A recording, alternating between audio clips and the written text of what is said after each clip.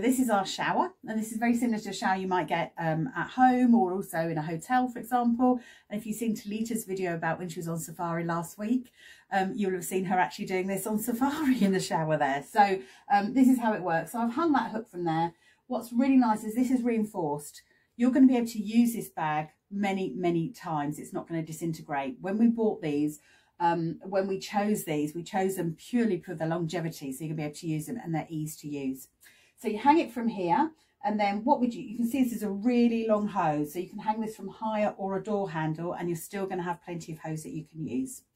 And then you would lie on your left hand side, and you would have put a little bit of lube on here, and then you just slide it very gently into your bottom.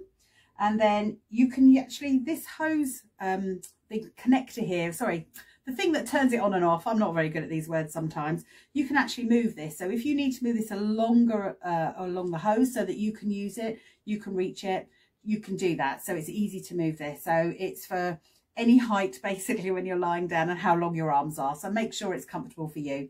And then you're just going to switch this on, and you're going to switch this on gently to start off with. So the flow here is going to be very small. And then the more confident you can get, you can do a larger flow.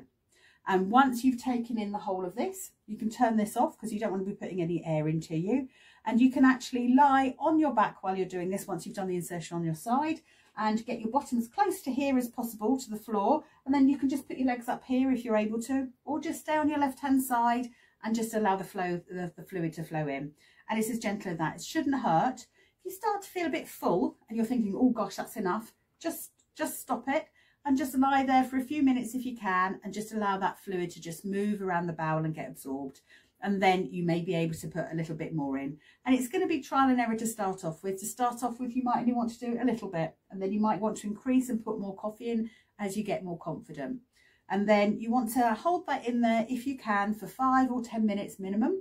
And then you might need to go and sit on the loo, and that's the idea. And then go and sit on the loo, and hopefully you'll have some bits and pieces and some rubbish coming out of you.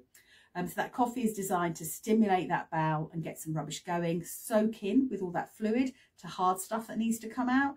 And I said it's also very useful because it'll get absorbed by the body into the liver, and that's quite useful if you need to do some cleansing with your liver. So it's a nice simple process. It's very safe, very gentle. Just make sure that you're using this appropriately. And then once you've done that, you can do it during the day or the evening, because although we've got caffeine in this coffee, because it's absorbed through the gut, you don't absorb the caffeine in the same way. So you're not going to get the actions from caffeine that you would expect if you were drinking. It's very different. So you don't need to worry about that. I know that's something that people always ask. I hope that's helping. If you've got any other questions, please do come back to me. All right. Hope that helps.